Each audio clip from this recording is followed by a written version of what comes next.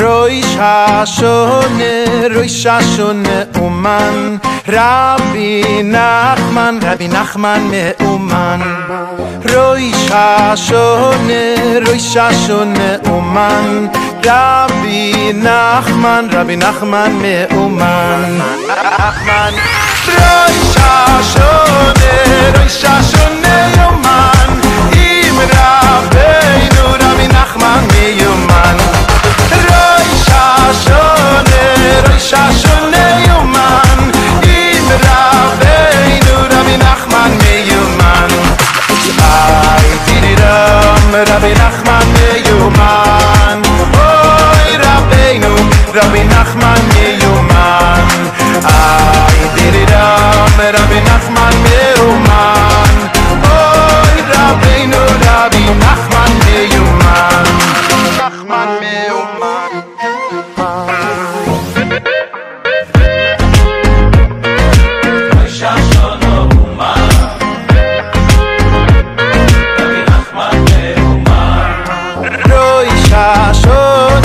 Rosh Hashone Uman Rabbi Nachman Meuman Rosh Hashone Uman Im Rabbeinu Rabbi Nachman Meuman Rosh Hashone Uman Im Rabbeinu Rabbi Nachman Meuman Ay Tiriram Rabbi Nachman Meuman Oy Rabbeinu Rabbi Nachman Meuman Ay Tiriram Rabbi Nachman Meuman Oy Rabbeinu Rabbi Nachman Meuman Rabbi Nachman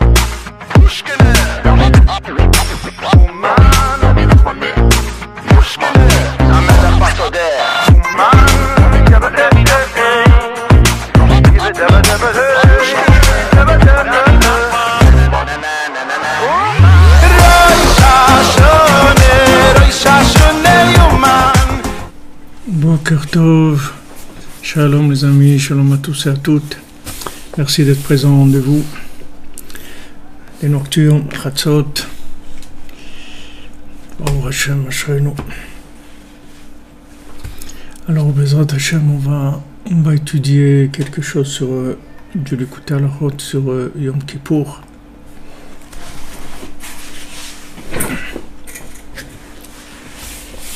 Merci les amis. Une bonne santé pour tous les malades et la délivrance pour tout le monde. Sortir, Bezrat Hashem, de notre... chacun de là où il est stressé, de là où il est angoissé, de sortir de tout ça, d'aller vers la joie, de se libérer.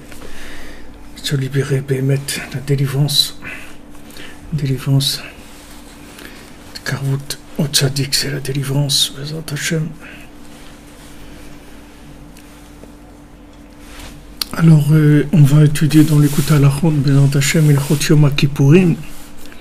Halakha Aleph, c'est le premier enseignement de Yom Kippourim. Il y a deux halachot de Yom Kippour, disons officiels, qui sont dans Yom Kippour.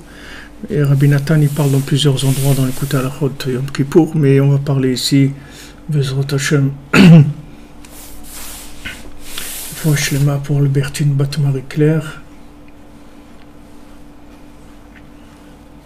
Et Bezrat Hashem, donc on va étudier, on va commencer cette halakha, que Bezrat Hashem, avec ça on va arriver à Gmar Khatima Tova pour tout le monde, qu'on soit tous inscrits dans le livre de la vie, c'est-à-dire inscrits dans la connexion avec Hashem, là où on soit, peu importe l'endroit où on est, qu'on sache que Hashem il est avec nous, et que ça, qu'on se contente de ça pour être joyeux, pour savoir que bon, Hashem, c'est ça la vraie vie. La vraie vie, c'est la connexion. Donc, c'est la page 435 pour ceux qui ont Likutei Halachot. Alpi Mashkata Rabbeinu Zal B'Ma'amar Ha'eman Deba'el Minsav. Donc, ici, on va voir Yom Kippour d'après l'enseignement du Likutei Moharan de la Torah 29. C'est une Torah qu'on a déjà faite, et même ce Likutei Halachot, on l'a déjà fait.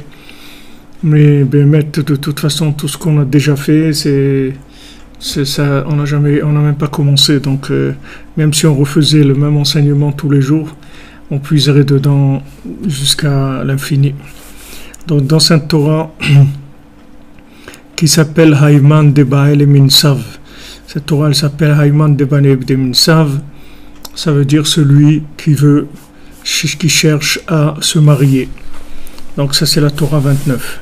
שיהיה אפשר להלבין הכתמים והדמומיות של החטאים של השישה גידין על ידי תיקון הכלליות הגידין. Maintenant, pour pouvoir blanchir les taches de la rougeur qui a été provoquée par les fautes dans les 365 guidines nerfs, ça n'est possible que par le tikkun klaliyut hagidin, c'est-à-dire réparer tous les nerfs, c'est-à-dire en fait c'est réparer tout le système de branchement qu'il y a dans le corps. Dans le corps il y a Remach Evarim, il y a 248 membres. Maintenant il y a 248 membres, mais il y a 365 nerfs et tendons, toutes sortes de choses comme ça, qui sont en fait les connexions de tous les 248 de tous les 248 membres. Donc il y a 365 comme ça parties qui sont en fait toutes des raccords, des connexions entre les membres du corps, les muscles et les membres du corps. Donc maintenant la réparation des fautes, elle se fait par le blanchiment de ces 365 nerfs et autres. Alors maintenant, toutes ces guidines-là, tous ces nerfs, ils se réparent par l'alliance, puisque eux-mêmes, ce sont des outils de lien.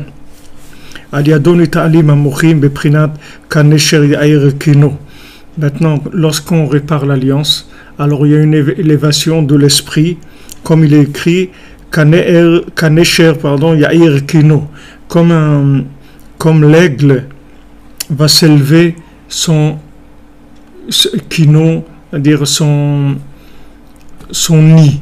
Son nid, il va s'élever comme l'aigle. Ou plutôt va s'éveiller comme le nid de l'aigle, il va s'éveiller. Nishra, alors le Zohar il dit Nishra Darucha. Qu'est-ce que c'est Nishra? L'aigle, c'est le souffle qu'il y a dans la personne. Dainu Prinat Tekunabrit. Qu'est-ce que c'est le souffle? C'est ça l'alliance. Et à ce moment-là, lorsqu'il y a l'alliance, alors il y a de la blancheur de l'esprit qui vient blanchir la rougeur qu'il y a eu dans les 365 nerfs, Beprinat Lachon Shel Tsemer Malbina Avonot. Comme on voyait à l'époque quand il y avait le temple, il y avait une langue en laine qui venait, un morceau de laine blanche qui allait blanchir les fautes. Et ça, c'est le principe des vêtements blancs. C'est-à-dire porter des vêtements blancs, ça veut dire ça. C'est-à-dire ceux qui sont arrivés à réparer l'alliance, alors ils ont des vêtements blancs, ça veut dire que par le fait que tous leurs muscles sont connectés, par l'intermédiaire de tous les nerfs qui ont reçu la blancheur, alors à ce moment-là, ils ont des vêtements blancs, c'est-à-dire qu'ils ont une clarté d'esprit, ils sont éclairés par la lumière de l'âme qui arrive à communiquer avec eux. Et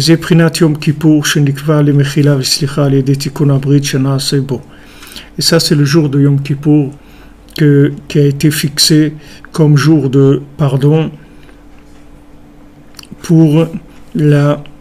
par la réparation de l'alliance qui se fait ce jour-là. Donc le pardon qui se passe Yom Kippour, le pardon des fautes, ça se fait par l'alliance. Parce que en plein jour de Yom Kippour, il a fait la Brit Mila Avraham Avinu. Avraham Avinu, quand c'est écrit Be'etzem Hayom Hazeh, dans l'essence de ce jour-là, ça veut dire Yom Kippour. Vihu Haya Rishon le Tikkun Abrit, et Avraham Avinu, c'était le premier qui a réparé l'alliance.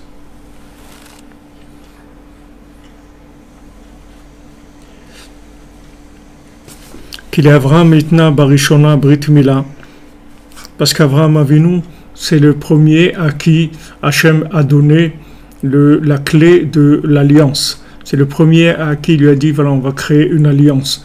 C'est la première fois qu'il y avait un homme sur terre que Hachem il a créé une alliance dans sa chair même avec un homme.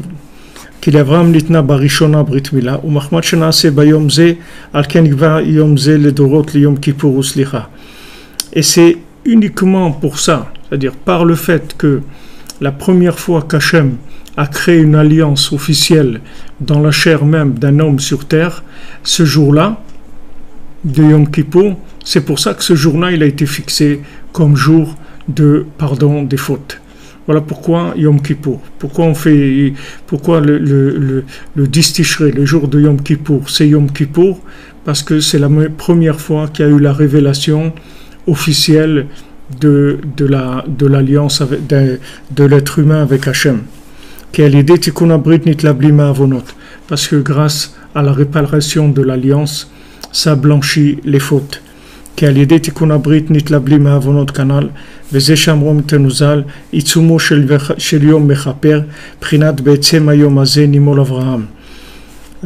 nous ont dit les sages dans la Gemara, dans Yoma, ils disent Itzumo Shel Yom Mechaper.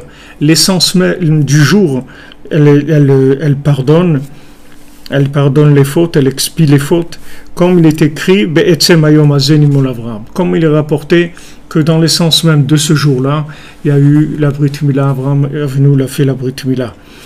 Donc nos sages, ils disent, voilà, c'est l'essence même. Bien sûr, ce jour-là, s'il a été choisi l'alliance, et l'alliance, ça répare toutes les fautes. C'est-à-dire, du moment où je garde l'alliance, je reste dans le lien avec Hachem. Je débranche pas, comme on dit. Je reste branché, je débranche pas. Du moment où je reste branché, alors ce jour-là, il a la force de réparer toutes les fautes. Donc, si vous voulez, le fait d'être connecté, c'est ça qui répare toutes les fautes. C'est pas ce que je vais faire ou pas faire. C'est sûr que ce que je vais faire ou pas faire, c'est important, mais c'est toujours important par rapport à la connexion. C'est-à-dire, c'est le degré de connexion qui va donner l'importance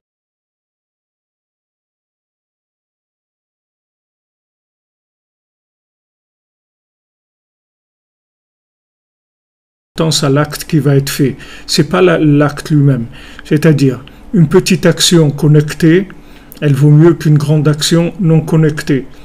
Donc, c'est pas la proportion dans l'action. Encore une fois, c'est la bande passante de l'alliance qui compte.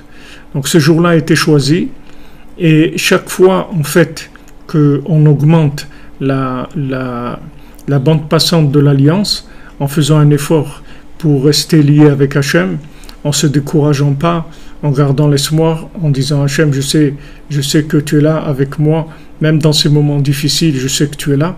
Ça, c'est ça qui fait pardonner toutes les fautes. Pour ça que c'est écrit Be'etzem Hayom Hazeh.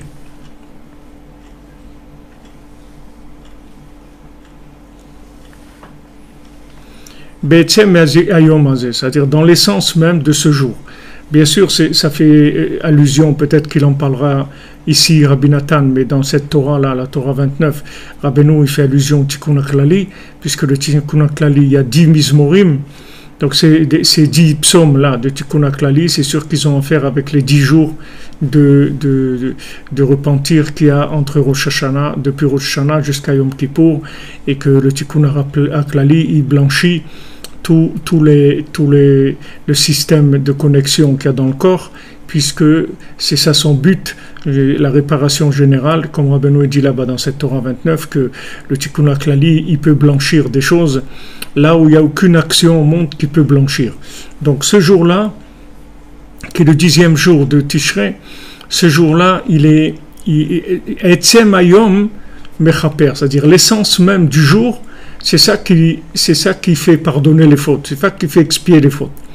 C'est pas encore une fois, c'est pas le degré d'action de la personne qui va faire que ces problèmes ils vont être résolus, que ces fautes elles vont être nettoyées, qui va se débarrasser de tout ce qui est rougeur, c'est-à-dire rougeur, ça veut dire présence de ce monde. Rougeur, c'est ce qu'il voulait Esav. Esav, il s'appelle Edom, il s'appelle Esav, il s'appelle Adom, il est rouge. Esav, il s'appelle le rouge. C'est-à-dire que qu'est-ce que c'est rouge? Rouge, c'est le sang. Ça symbolise toute la consommation, le plaisir, tout ce qui est la matière, tout ce qui est l'orientation vers la matière, vers la logique, vers l'exploitation de ce monde. Tout ça, ça a la couleur du rouge. Maintenant, nous, ce qu'on veut, c'est transformer ce rouge, on veut le transformer en blanc. C'est-à-dire, on veut blanchir cette rougeur-là. Alors, quand on a fauté, en fait, n'importe quelle faute qu'il peut y avoir, c'est toujours à la base une faute d'alliance. C'est-à-dire qu'à un moment, on a lâché le contact. C'est pour ça que si on ne lâche pas le contact. Donc au moment où on faute, c'est parce qu'on a lâché le contact. Donc c'est là où il va y avoir la réparation principale. C'est d'en rétablir le contact. Et dès qu'on rétablit le contact, il va y avoir automatiquement le blanchiment de la rougeur qu'il y a dans la connexion de nos membres. Parce que si tous les membres ils sont connectés avec cette rougeur-là, donc ça donne des impulsions négatives, des envies négatives, des pensées négatives. Tout ça, ça vient en fait de la connexion qu'il y a dans les 248 membres. La connexion entre ces membres-là, elle ne se fait pas de façon correcte. C'est comme s'il y a des virus dans la connexion. Ça fait que ça trouble la circulation des éléments. Et l'esprit ne fonctionne pas bien. Donc, la réparation de Yom Kippour, réparation de Tikkun HaKlali, c'est la même chose, c'est de réparer en fait tout ce qui est connexion. C'est là où se trouve la réparation du monde, la réparation de l'homme, c'est là où tout va se passer. Et ce qui est intéressant de voir, c'est que c'est le jour même qui fait la réparation. C'est pas l'homme qui fait la réparation. L'homme, il va se brancher à la journée, c'est tout. Et il y a même dans la Gemara, il y en a qui disent que même quelqu'un qui ne garde pas Yom Kippour, lui, il pardonne quand même ses fautes. Même si quelqu'un ne fait pas Yom Kippour, il va quand même pardonner ses fautes. Parce que le jour lui-même, il a la puissance de nettoyer. C'est sûr que ça, c'est une façon de voir les choses. C'est pas tout le monde qui pense comme ça. Mais le fait qu'il y a un qui pense comme ça et que la Gemara le rapporte, ça veut dire qu'il y a une trace de quelque chose comme ça aussi. Sinon, la Gemara n'aurait pas tenu compte. Donc si le Talmud il le rapporte, ça veut dire qu'il y a quelque chose là-dedans. Alors l'essence même du jour va pardonner, expier les fautes. Ça veut dire que maintenant l'essence même de ce jour où Hachem a décidé de créer l'alliance avec l'homme, avec Abraham Avinu, c'est ça qui donne à ce jour-là la force de pardonner les fautes. Et c'est pour ça qu'on a l'habitude de porter des habits blancs à Yom Kippour. Et aussi tout le travail, c'est-à-dire tout le travail qu'il faisait le Kohen le jour de Yom Kippour, c'est avec des vêtements blancs. Parce que le fait qu'il y a réparation de l'alliance, il y a des vêtements blancs. Et aussi après, à l'époque de Moshe Rabbeinu, ce jour-là, Hachem il est venu vers Moshe Rabbeinu avec avec amour, avec de la joie, avec de l'amour, de la joie, avec de la compassion. Il était bien avec Moshe Rabbeinu. Va Marlo Salarti. Il a dit j'ai pardonné. Donc le jour où Hachem est venu, a dit aussi à Moshe Rabbeinu, j'ai pardonné la faute du veau d'or.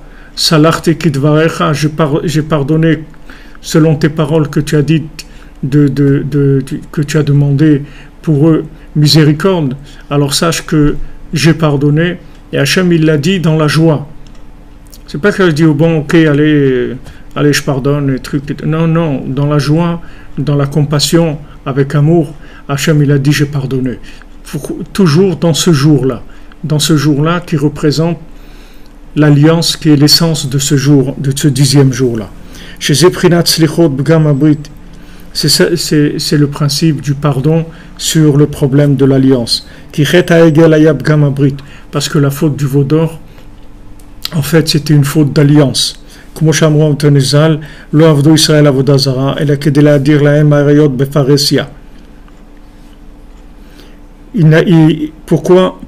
les Bnei Israël, le Talmud dit dans Sanhedrin, pourquoi les Bnei Israël, ils ont fait Avodah Zara, c'est-à-dire ils ont fait de l'idolâtrie avec le veau d'or, c'était pour leur permettre la débauche en public.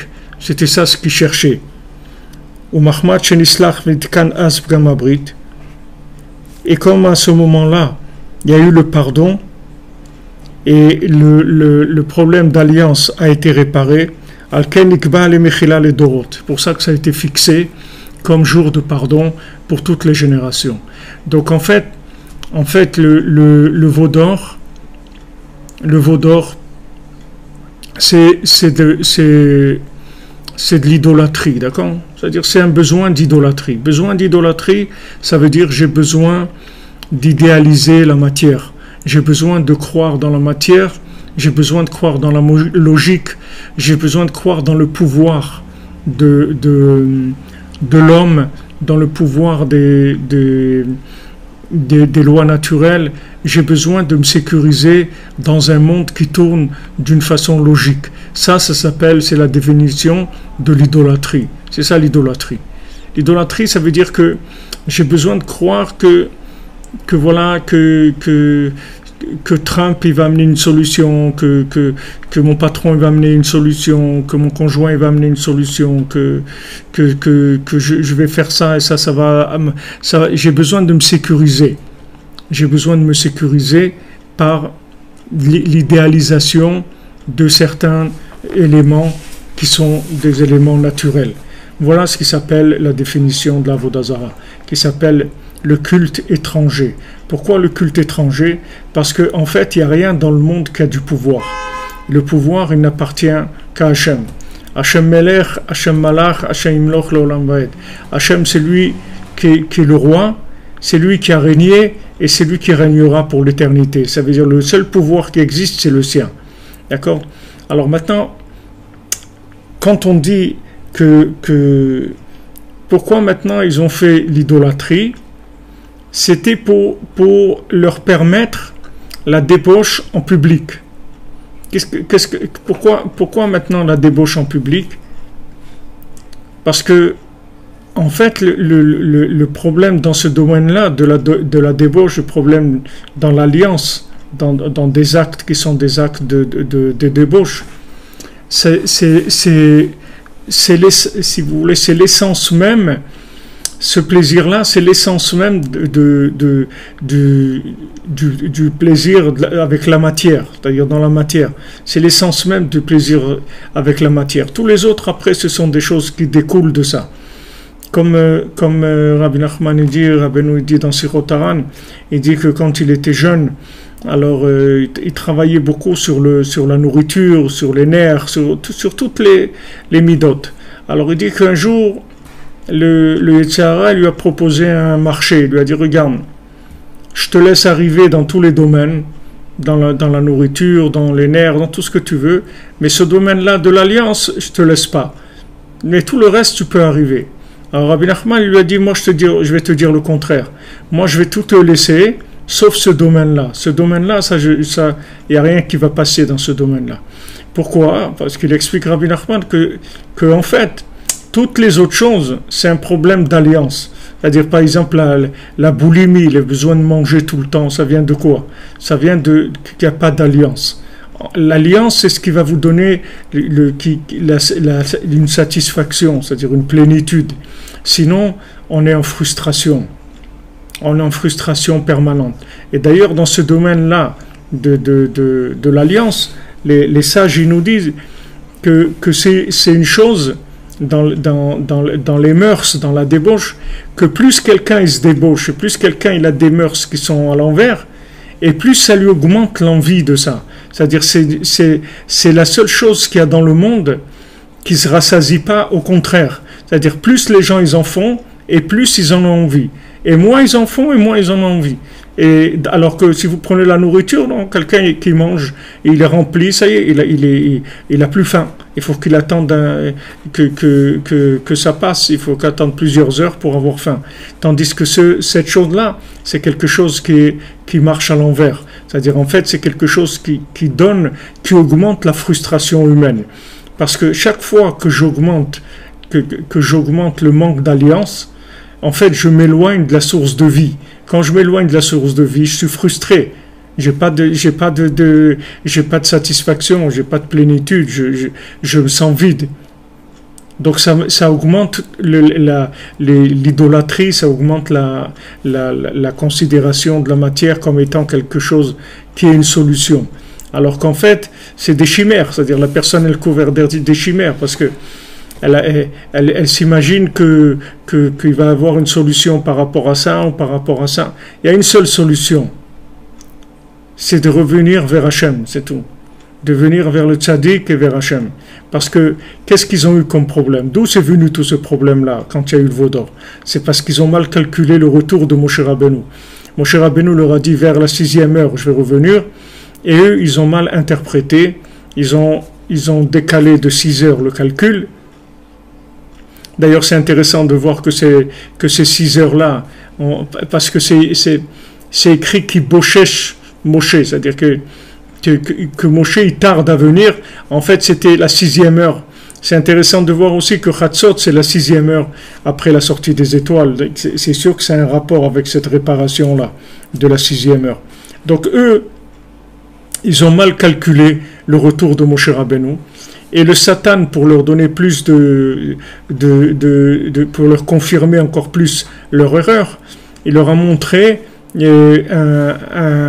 un cercueil ou un lit de mort sur lequel Moshe Rabbeinu était allongé, mort.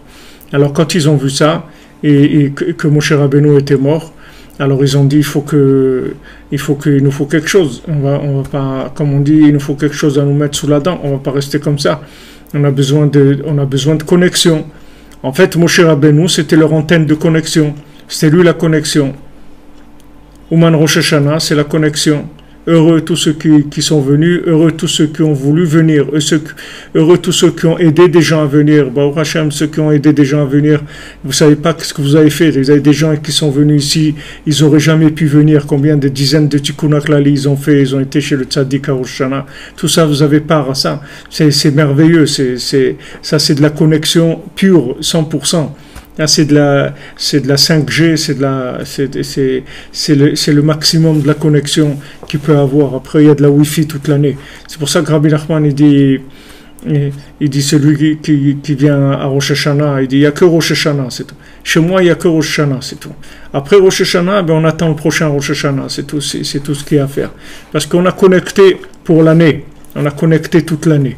Donc, tout le problème qui est venu d'idolâtrie, qu'en fait cette idolâtrie c'était pour se permettre un rapport si vous voulez débaucher avec la matière, c'est-à-dire avoir un rapport avec la matière qui sont un rapport très très rustre, très bas. Cette avodazara, elle vient du fait qu'il y a eu la déconnexion de Moshe Rabbeinu. Ils ont cru que Moshe Rabbeinu était mort.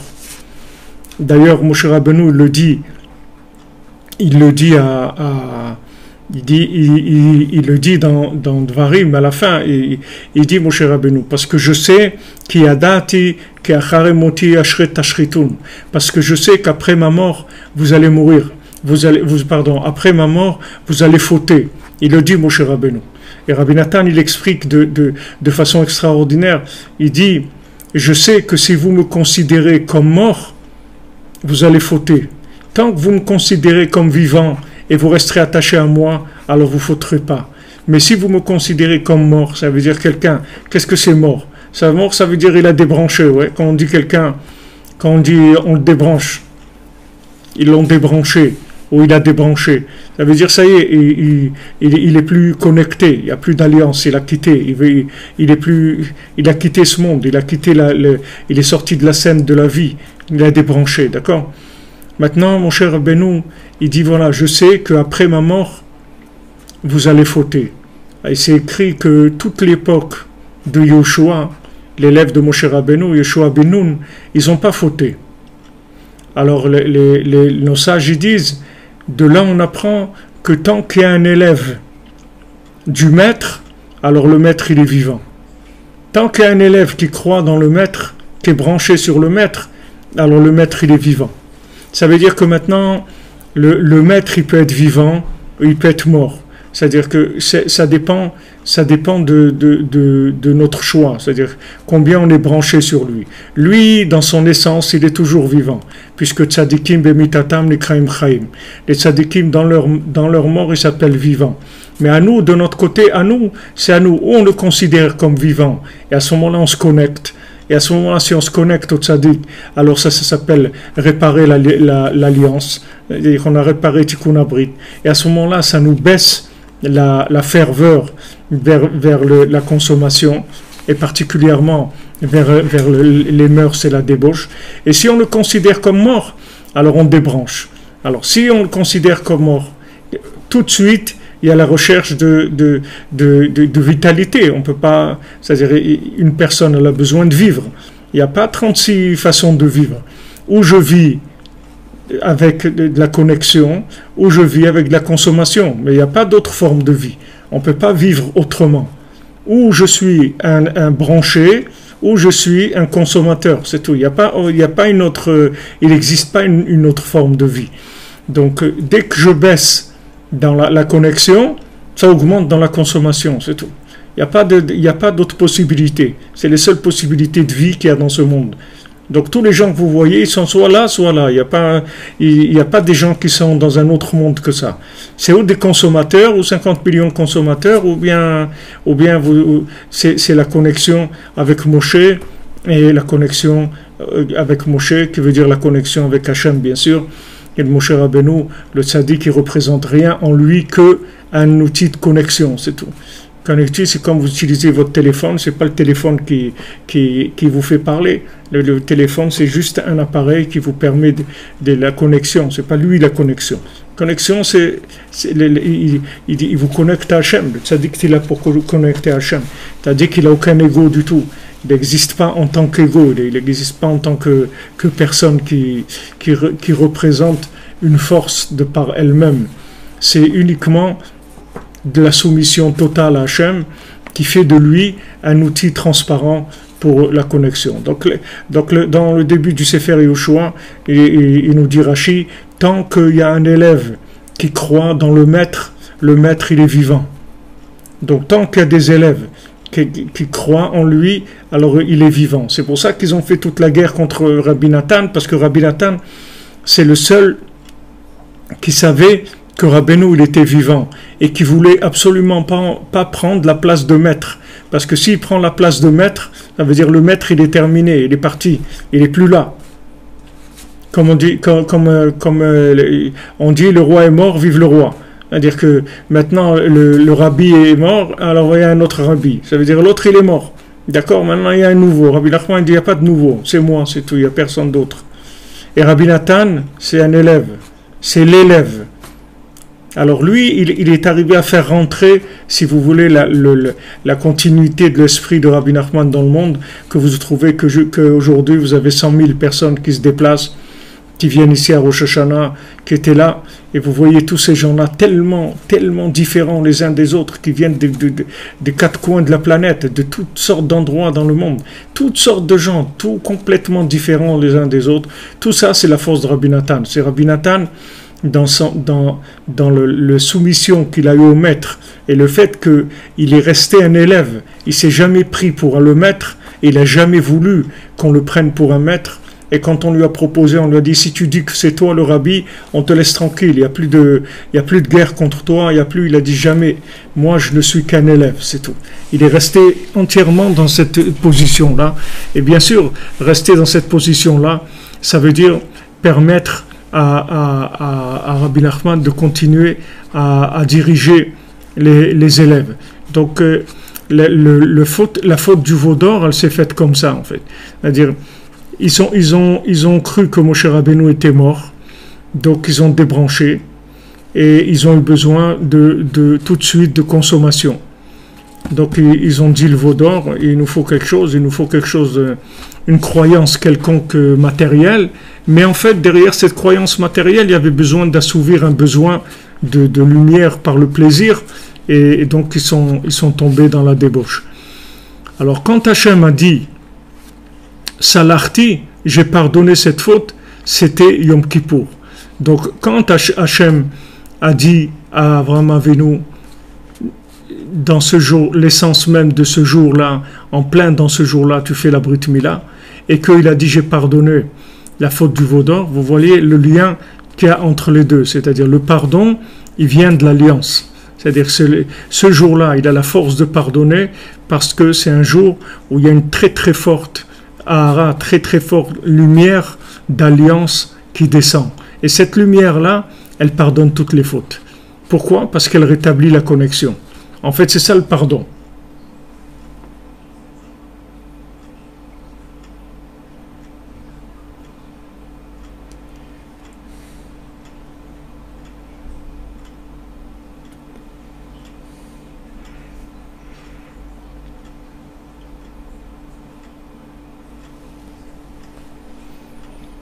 C'est ça qui s'appelle faire tchouva. Faire tchouva, ça veut dire on revient vers Hachem. Comment on revient vers Hachem? On répare la connexion. On se réconcilie avec lui, si vous voulez. Parce qu'en fait, chaque faute, elle vient du fait qu'on s'est un petit peu fâché avec Hachem, qu'on s'est un peu détourné, qu'on a lâché la connexion. Alors maintenant, quand on reprend la connexion dans ce jour-là, c'est Hachem qui nous fait un chesed, il nous fait une bonté extraordinaire, c'est qu'il a mis la journée mondiale de la connexion. Comme dans le monde, ils font la journée mondiale de ça, la journée mondiale de telle chose. Il y a la journée mondiale de la connexion, c'est Yom Kippour. C'est journée mondiale de la connexion, c'est-à-dire qu'il y a une ouverture extraordinaire de la connexion qui vient d'Hachem et qui est tellement extraordinaire que jusqu'à Sukkot, il n'y a pas de compte des fautes, c'est-à-dire il n'y a plus de fautes. La connexion elle est tellement forte que pour n'importe qui, elle va durer jusqu'à Sukkot, elle va durer 5 jours, cette connexion-là. Que même après 6 fautes, ça ne sera pas considéré comme une faute, parce qu'il ne pourra pas fauter, la connexion elle est encore trop présente. Les 5 jours qui après, elle est trop présente. Donc jusqu'au 15, du 10 au 15, c'est tellement fort la connexion qu'il n'y a pas de faute. Nos sages nous disent que tous ces 5 jours-là, il n'y a pas de compte des fautes. Il n'y a pas de compte des fautes. C'est-à-dire quoi? C'est des jours gratuits, il n'y a pas de compte des fautes. Ça veut dire que ces jours-là, ils sont tellement imprégnés encore de l'alliance du jour de Yom Kippour qu'il n'y a pas de faute possible. C'est-à-dire, même si c'est une faute, c'est pas une faute c'est pas une faute, si vous voulez, consciente par rapport à l'alliance. C'est juste des mauvaises habitudes, c'est tout. C'est juste des mauvaises habitudes. Mais c'est plus une faute de déconnexion. C'est une faute de mauvaises habitudes, comme des tics ou des réflexes ou des choses comme ça que la personne elle a des mauvaises habitudes. Mais c'est plus quelque chose qui vient de la déconnexion. C'est pour ça que Rabbi Nachman il a dit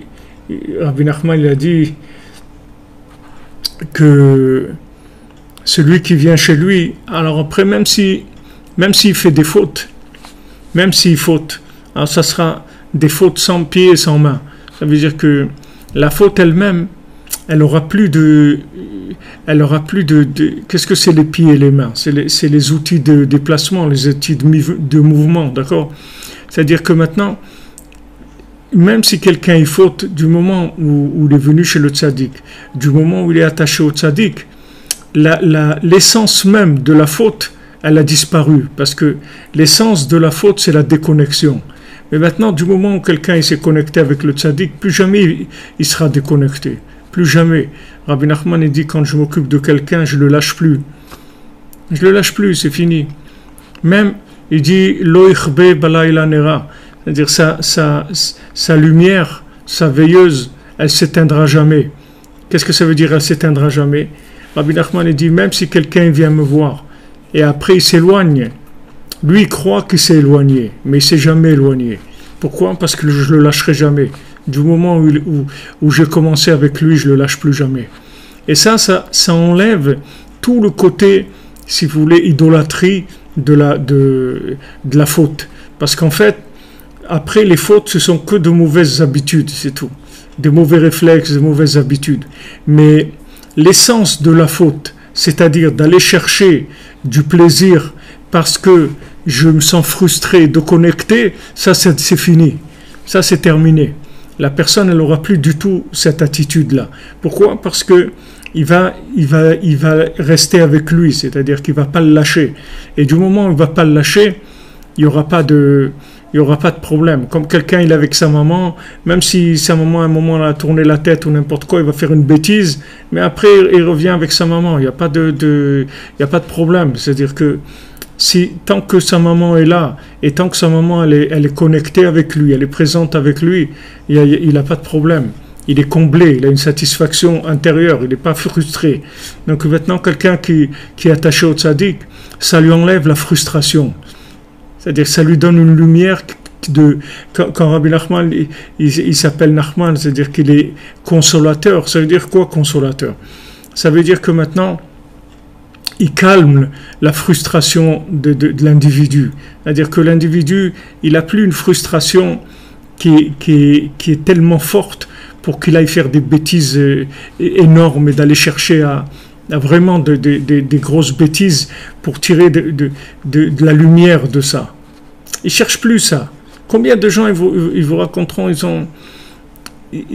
sont venus à Ouman et après, quand ils sont repartis, ils ont vu des changements comme ça dans leur vie, mais ils ne comprennent même pas comment ça a changé. Ils n'ont pas du tout cherché à changer quoi que ce soit. C'est que la chose, elle s'est dévitalisée de l'intérieur. C'est-à-dire que les mauvaises habitudes, elles sont parties.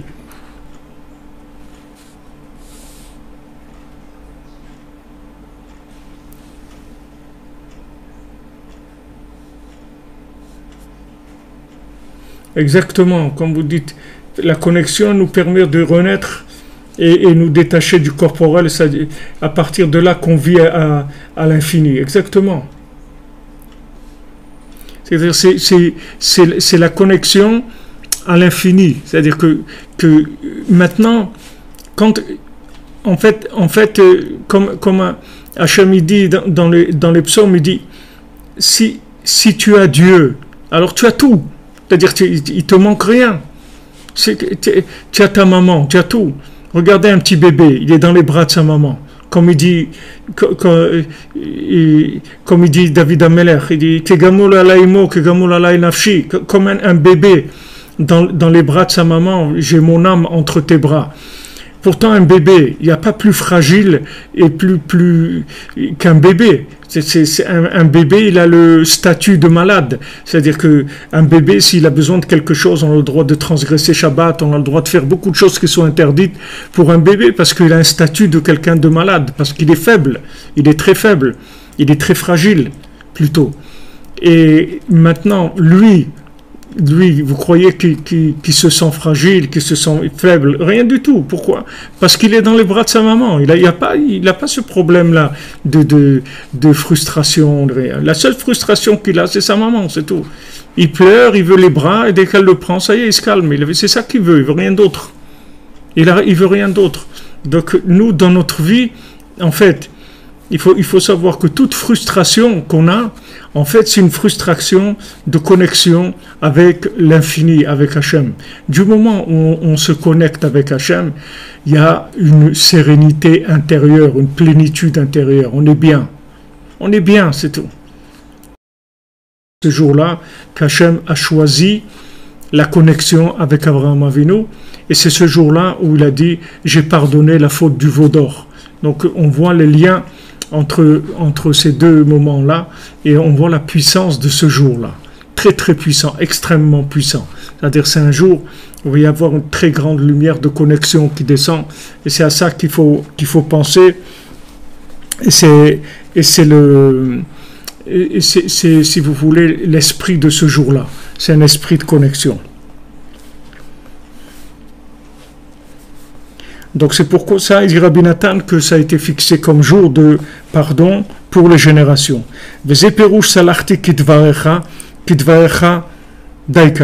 Pourquoi Hachem il a dit à Moshe Rabbeinu, j'ai pardonné comme ta parole. Selon ta parole, c'est comme ça que j'ai pardonné. Pourquoi? Alors Rabbi Nathan il dit maintenant que selon la réparation de la parole, c'est comme ça qu'il va y avoir le pardon. Puis, parce que la réparation de la parole, c'est aussi la réparation de l'alliance. Pourquoi? Parce qu'il y a deux alliances. L'alliance de la bouche et l'alliance elle-même de l'alliance. C'est-à-dire l'alliance de la bouche, c'est aussi une alliance. C'est deux points d'alliance avec Hachem. Beprinat kanesher yair kino anal, vechen shamati signon perouche benyan acher apis alartik vecha anal. Alors Rabbi Nathan dit, j'ai entendu aussi une explication sur ceci, sur ce qu'Hachem a dit, je pardonne selon ta parole. Kefi adibur kenaslecha, miper Rabbeinu. Alors il a entendu ça de Rabbeinu.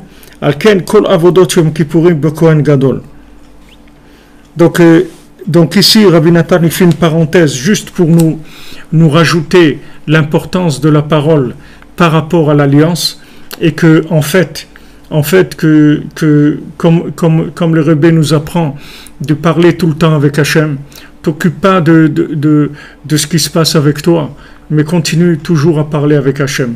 Quoi qu'il arrive, ne lâche pas la discussion avec Hachem. Ne lâche pas le contact. Ne lâche pas le contact. Parce qu'en fait, l'expression du contact, elle va se faire par la parole. C'est-à-dire que tant que je parle avec Hachem, c'est ça qui veut dire que je suis en contact avec lui. Si Chas v'Shalom, je veux plus lui parler, comme on dit à quelqu'un, bon, celui-là, je lui parle plus, ça veut dire que je veux plus de contact, je veux plus être lié avec lui, donc je lui parle plus. Donc la parole, c'est ça qui va traduire le contact, si vous voulez. C'est-à-dire, tant que je parle avec lui et que j'ai l'habitude de m'adresser à lui pour toute chose, ça veut dire que j'ai gardé le contact. Le jour où maintenant, Chas v'Shalom, j'arrête de parler, alors je perds le contact. Et la difficulté que les gens ils ont à parler avec Hachem, en fait, c'est uniquement parce que ils sont pas en contact, c'est tout. C'est pour ça qu'ils savent pas qui c'est Hachem. Ils savent pas qu'ils s'alimentent d'Hachem. Ils pensent qu'ils s'alimentent d'autre chose. Comme ils s'alimentent d'intermédiaires, et que ces intermédiaires, ils les ont pris pour les fournisseurs, alors que ce que des livreurs, c'est pas des fournisseurs. Le fournisseur, c'est Hachem. Le fournisseur de vitalité, c'est Hachem. La seule vitalité qu'il y a, c'est Hachem. Et même si quelqu'un cherche de la vitalité dans l'idolâtrie, c'est une vitalité qui vient d'Hachem aussi. Parce qu'il n'y a aucune vitalité qui ne vient pas d'Hachem. Seulement, il s'est mis à adorer un intermédiaire au lieu d'aller directement au fournisseur de vitalité. Maintenant, Rabbi Nachman dit que maintenant on entretient l'alliance avec la parole. La parole, c'est ce qui permet d'entretenir l'alliance. Alors, Rabbi Nachman dit, soit on travaille sur l'alliance elle-même, soit on travaille sur la parole, soit on travaille sur les deux. Et le principal, c'est de rester tout le temps branché. Maintenant, on est branché, on parle. C'est comme ça qu'on est branché. On parle et on parle et on parle, et avec ça, on se branche. Avec ça, on se branche à Hachem. Pardon, excusez-moi. Donc, Rabbi Nathan, il fait une parenthèse ici sur le fait que c'est écrit au début, il a ramené que le mot salarti, j'ai pardonné dans ce jour-là, qui est l'essence même de l'alliance, mais comme c'est écrit salarti kidvarecha, j'ai pardonné comme ta parole, alors Rabbi Nathan il fait une parenthèse, il dit voilà, sache qu'il y a un lien, que la parole, elle garde, elle maintient le contact, elle fait le contact avec Hachem. Donc, si quelqu'un il veut garder si vous voulez, la conscience de la présence divine. Il veut garder le passage du flux, comme on a vu avant. Il dit que c'est le souffle divin, c'est-à-dire le contact, en fait, ça donne un souffle divin, ça donne un flux divin dans l'individu. Et ce flux divin, c'est sûr qu'il vous comble de tout, que vous avez besoin de rien du tout. Même quand vous allez manger juste pour vous nourrir un petit peu comme ça, mais comme on dit, vous n'allez pas en faire un plat, du plat. Le plat, vous n'allez pas en faire un plat, du tout. Pourquoi ? Parce que c'est pas de là que vous tirez votre vitalité. Vous allez tirer votre énergie physique de ça, vous allez manger quelque chose, mais vous n'allez pas en faire tout un truc de la nourriture avec tout passer du temps et de l'énergie là-dedans, parce que vous êtes déjà rassasié. C'est pas là-dedans que vous cherchez le flux de vie, c'est-à-dire la divinité, le souffle divin. Le souffle divin vient du contact avec Hachem. Maintenant, à travers la nourriture, on peut aussi établir le contact avec Hachem. Mais le point de départ, c'est l'alliance. L'alliance, soit par la parole, soit l'alliance elle-même. Maintenant, c'est pour ça que tout ce qui se fait le jour de Yom Kippour, comme travail au Beth Amikdash, ça se fait par le Kohen Gadol, le grand prêtre, le Kohen Gadol. Qui a Kohanim hem prinat shmirat habrit, parce que les Kohanim, ils représentent l'alliance à un niveau plus élevé que tout le peuple. Comme il est écrit, Yoru mishpatecha le Yaakov et Torata yintzoru, kishamru ubritecha yintzoru. Parce que c'est écrit que pour les Kohanim, ils vont enseigner tes lois au peuple. Pourquoi ? Parce qu'ils gardent l'alliance. C'est pour ça qu'ils sont Mouzarim Gdushat Abrit Beyoter. Donc les Kohanim, ils ont un statut spécial dans l'alliance. Comme c'est écrit, Gdoshim Iyu, ils doivent être saints, les Kohanim. Kol makom shata motse geder erva, ta motse kedusha. C'est-à-dire là où il y a des barrières dans les mœurs, là il y a de la sainteté. Donc le Kohen, on va lui fixer des règles qui parce que on leur interdit par rapport à leur mariage beaucoup plus que Israël. Il y a des choses ils ont des règles plus strictes. À Kohen Agadol, maintenant le Kohen Gadol, le grand prêtre, lui il a encore plus de limites là-dedans. C'est-à-dire un Kohen, il n'a pas le droit de se marier avec une femme divorcée, avec une veuve, il y a beaucoup de choses qui font que le Kohen il doit faire très attention dans l'alliance, parce que lui-même il représente l'alliance. Donc, comme c'est l'antenne, si vous voulez, le point de base, donc lui, il a besoin d'être encore beaucoup plus pur, beaucoup plus séparé de toutes les dangers de glissade là-dedans que tout le Ham Israël. Comme il est écrit, Kikadosh hu lelokav, c'est écrit que le Kohen Gadol, il est saint pour Hachem. והוא הקדוש בקדושת הברית מוזר ביסורי אישות יותר מכל ישראל ומכל הכהנים. Et lui, il est plus saint que tous les autres Kohanim, et bien sûr que tout l'homme Israël, mais même que tous les autres Kohanim, il a une sainteté qui lui est très spéciale.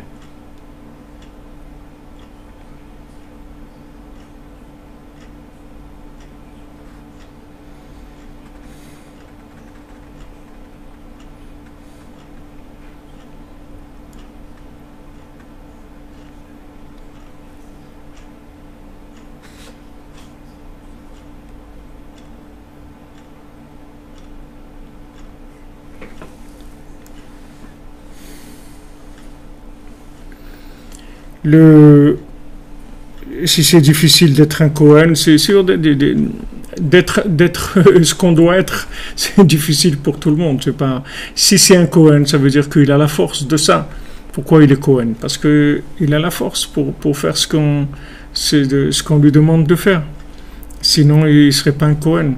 Le fait qu'il est un Kohen, ça veut dire qu'il a un surplus d'énergie, il a des atouts plus que les autres. Hachem lui donne par rapport à le travail que chacun il a à faire. Le Kohen Gadol, c'est lui qui est le plus saint et qui doit faire le plus attention de tous les Kohanim et tout l'homme Israël. C'est pour ça que c'est que lui qui fait le travail de Yom Kippour, c'est-à-dire tout ce qui est les sacrifices, tout ce qui se fait Yom Kippour, c'est que le Kohen Gadol qui fait. C'est pas comme dans l'année où tous les Kohanim ils peuvent faire les choses. C'est que lui qui fait. Les autres ils l'aident, mais c'est lui qui fait tout. Pourquoi? Parce que c'est un jour qui est essentiel. C'est un jour qui manifeste l'alliance, et donc il faut l'homme le plus saint, le plus connecté du peuple et du monde, en fait, c'est lui qui doit faire ce qu'il y a à faire ce jour-là.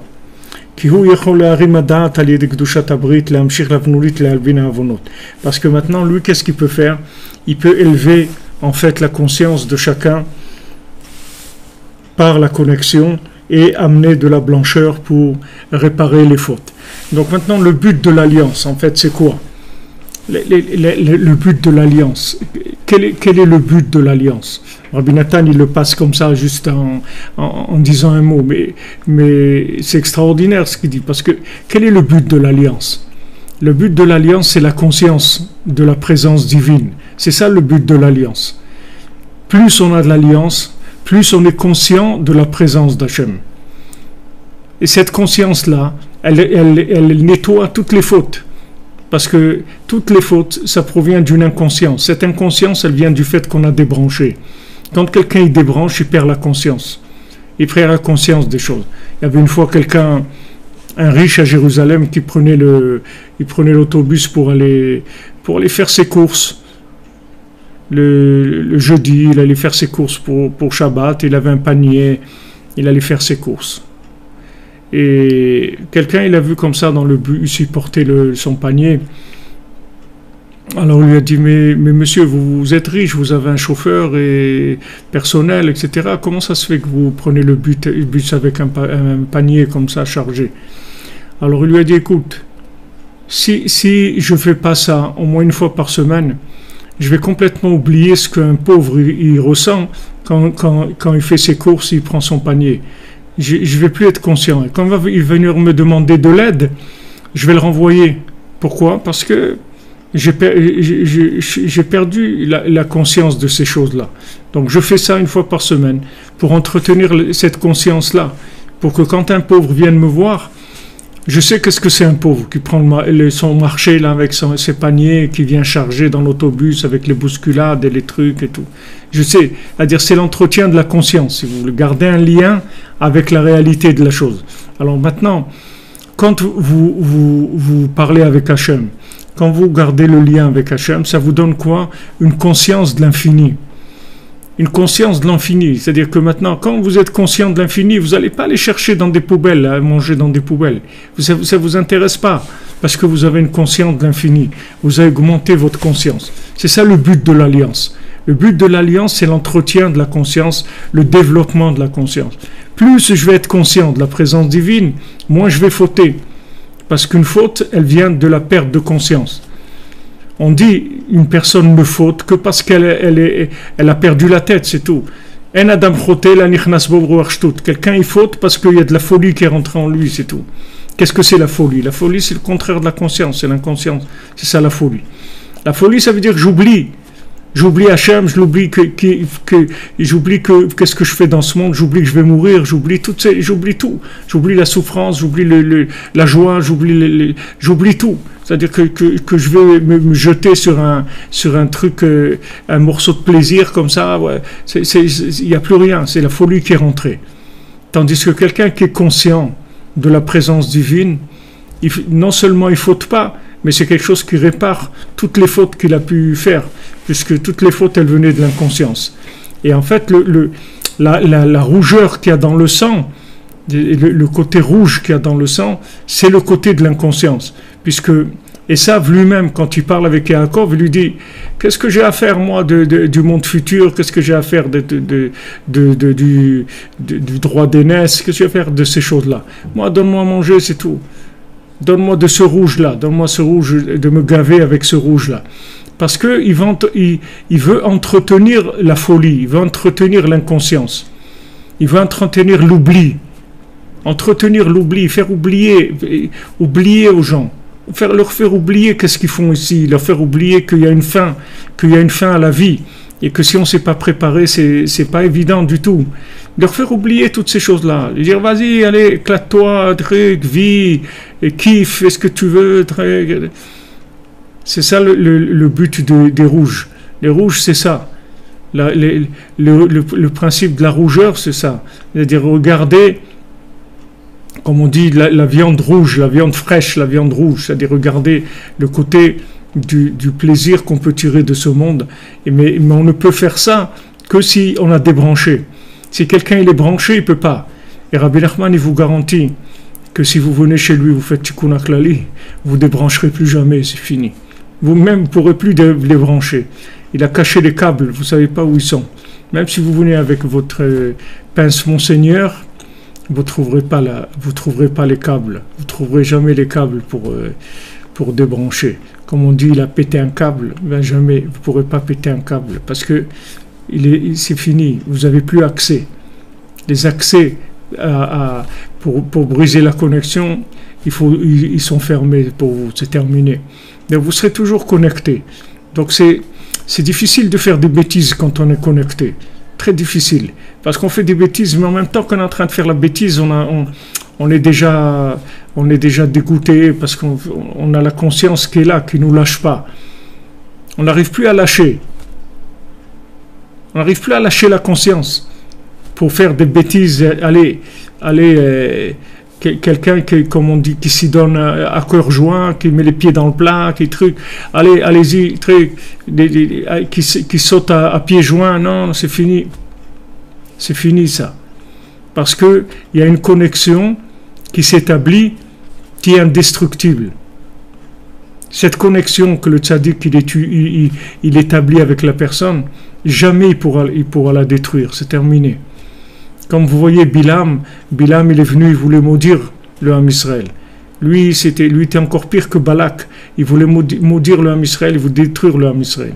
Maintenant, il a fait toutes sortes de malices, de trucs, comment essayer de maudire le Ham Israël. Hachem lui a dit, tu ne pourras pas maudire le Ham Israël, parce que dans tes mots, dans ta bouche, je vais mettre des mots de bénédiction. Tu ne pourras plus utiliser la malédiction avec ta bouche. C'est-à-dire, en fait, la malédiction, c'était de connecter les gens. C'est ça la malédiction, c'est-à-dire utiliser des mots pour déconnecter. C'est ça la malédiction. En fait, les gens qui sont dangereux, les gens qui ont de la malédiction, c'est des gens qui essaient de vous déconnecter et de vous décourager. C'est ça la malédiction.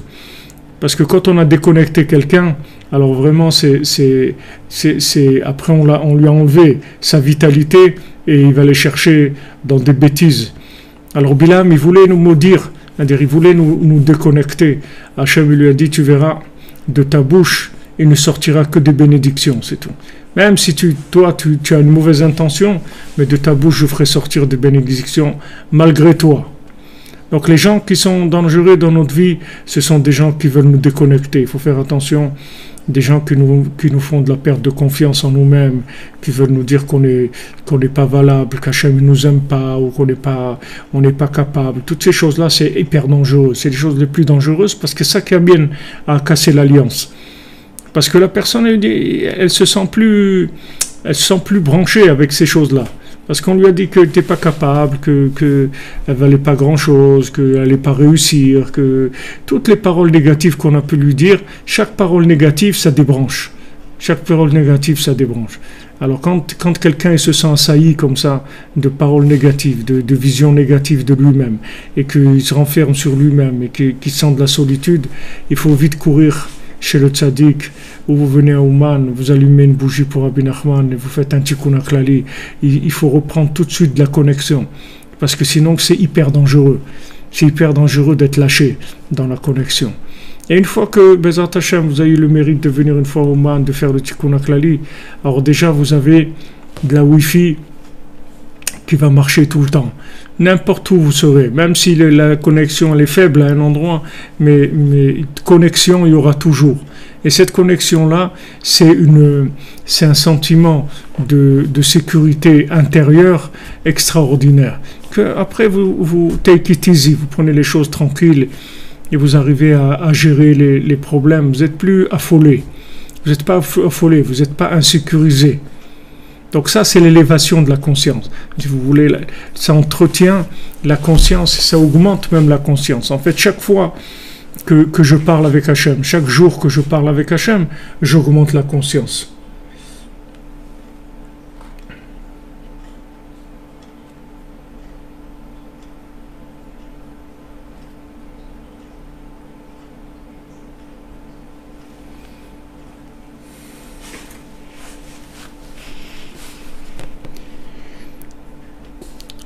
Oui, c'est rassurant, vous avez raison, mais Rabbi Nachman, il n'est là que pour ça. Amen, que Dieu vous bénisse à vous aussi. Tous ceux qui sont là, tous ceux qui sont présents, n'oubliez jamais, c'est grâce à votre présence que ces paroles, elles viennent. Ces paroles, elles viennent que de votre présence. Si tu n'avais pas votre présence, il n'y aurait rien du tout ici. Ce qui se passe ici, c'est parce que vous êtes présents et vous êtes connectés. Et c'est ça qui fait que ces paroles, elles descendent. Elles descendent dans ce monde tellement obscur apparemment, mais quand on a gratté un peu, il y a une lumière extraordinaire. Il faut gratter un petit peu. Vous voyez, on est là, la plupart d'entre nous la nuit, et il fait nuit, on est en milieu de la nuit. Et Baruch Hashem, dans le milieu de la nuit, la lumière, on cherche cette lumière-là qui descend et qui réchauffe nos cœurs, qui nous éclaire, qui nous donne de l'espoir, qui nous dirige, qui nous fait prendre conscience de ce qu'on est en train de vivre, qui est merveilleux. Une vie branchée, c'est une vie de merveille, c'est merveilleux. Les gens qui sont malheureux, c'est les gens qui sont débranchés, c'est tout. C'est ça le vrai malheur qui existe. Le vrai malheur, c'est de débrancher. C'est ça qui est. Voilà, ils veulent faire l'euthanasie, les trucs, débrancher les gens. Pourquoi vous le débranchez les gens, les pauvres? Essayez d'être tranquille. Chacun il a son moment. Pourquoi les débrancher? C'est pas. Alors c'est comme ça aujourd'hui. On débranche les gens qui sont presque morts. Et les vivants, on les débranche pour qu'ils soient à moitié morts. Voilà, c'est ça les systèmes d'aujourd'hui. Celui qui tient debout, on le débranche pour qu'il soit à moitié mort. Une fois qu'il est à moitié mort, on le débranche pour qu'il meure complètement. Comme les gens ils disent, non, je veux mourir en pleine forme, j'ai pas envie de mourir. Ça veut dire, c'est pas toi qui décides comment tu vas mourir. Qu'est-ce que tu en sais que tu veux pas mourir en pleine forme? Ça veut dire quoi ça? Et non, voilà, je me sens âgé, j'ai pas envie c'est quoi ces théories-là? C'est des théories de qui? Tu veux pas savoir, Hachem peut te donner une meilleure santé à l'âge de 80 ans que tu avais à l'âge de 18 ans. Il peut te donner encore plus de force. Tu peux pas savoir. Tu peux pas savoir. Des gens qui ont construit des choses. Ici, vous aviez à Breslau, il y avait le Rav Michael Dorfman à la Vachalom. Il a commencé à construire le Kloïs de Ouman à l'âge de 80 ans. 80 ans, il a commencé à construire une synagogue qui contient aujourd'hui 7000 personnes. Un truc énorme avec des mikvaot, des trucs et tout. Il a commencé d'abord par mettre sa maison en gage puisqu'il n'a fait rien. Et après, des gens qui l'ont aidé. Et tout. Voilà, il a lancé ce projet. Il est décédé à 92 ans. Mais il a commencé ce projet à l'âge de 80 ans. C'est un homme d'une jeunesse extraordinaire. Et vous voyez comment il marchait, avec une assurance, avec des pas tellement forts comme ça, tellement sûr de lui, déterminé, etc. Et les gens, ils débranchent. Débrancher, qu'est-ce que tu veux te débrancher? Alors d'abord, quand ils tiennent debout, ils les débranchent. Après, quand ils sont en moitié truc, ils les débranchent complètement. Mais c'est quoi ce monde-là? Qu'est-ce qu'ils veulent faire avec l'humanité? Ils veulent faire quoi? Des morts vivants. Alors que Baruch Hashem, le bonheur, il est là. Et il est gratuit en plus. Ça coûte rien du tout. de parler avec Dieu, ça coûte quoi? Ça coûte rien, c'est gratuit. Entretenir le contact avec Dieu. Et c'est tout, c'est ça la vie. Et cette vie-là, ce contact-là, il entretient une conscience divine. Cette conscience divine, elle fait circuler en moi un flux divin. Et ce flux-là, il me rassasie, c'est l'amour d'Hachem, c'est la lumière d'Hachem. Il me rassasie, je suis bien dans ma peau. Je suis bien, je suis tranquille, c'est tout, j'ai besoin de rien, je suis bien. Avec ce que j'ai, je suis content, je suis pas en frustration permanente.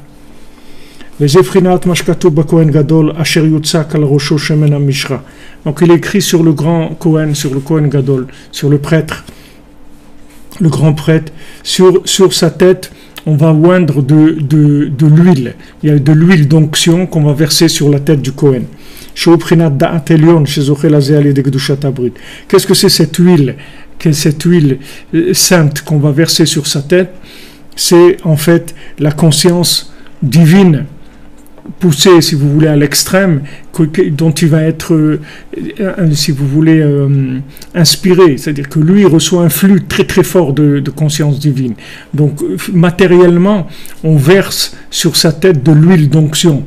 En fait, cette huile, elle représente la conscience. D'accord? Vous avez la mèche. La mèche qui brûle, elle représente l'esprit, mais l'huile, ça représente le da'at, ça représente la conscience. Donc lui, on va le oindre avec cette huile d'onction qui est le da'at elion, c'est-à-dire la conscience sublimée. Donc maintenant, là où on dit qu'il faut oindre le Kohen Gadol, alors on parle aussi de la sainteté de l'alliance.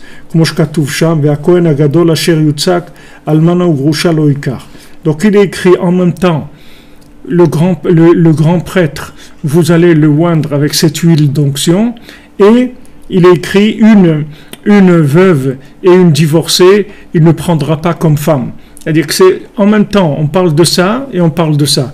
On parle d'un côté de l'onction et d'un autre côté de ne pas se marier, qui ne doit pas se marier avec des femmes veuves ou divorcées. Pourquoi? Parce qu'il est saint. C'est-à-dire qu'on le monte dans un niveau de sainteté de l'alliance qui est plus élevé que la plupart des gens. Pourquoi? Parce qu'un dépend de l'autre.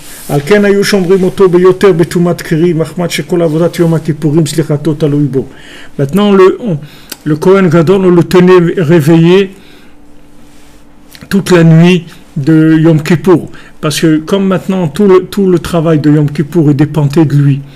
Et que on ne peut pas le remplacer, parce que il est unique, c'est-à-dire c'est le Kohen Gadol. C'est sûr que si Chas v'Shalom il lui arrivait quelque chose, qu'il mourait ou autre, on va le remplacer. Mais a priori, on le maintient réveillé pour pas qu'il soit impur, qu'il n'ait pas un écoulement, quelque chose de nocturne. Donc on le tient réveillé pour qu'il reste conscient, qu'il ne perde pas la conscience. Ça toute la nuit de Yom Kippour. Donc ils étaient réveillés toute la nuit.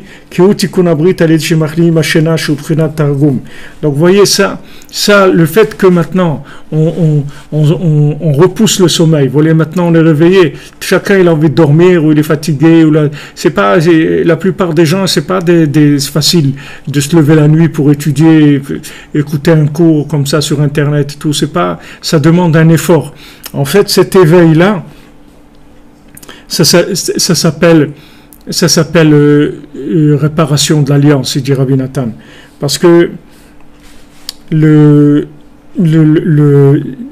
si vous voulez, ce monde-là, il y a deux sortes.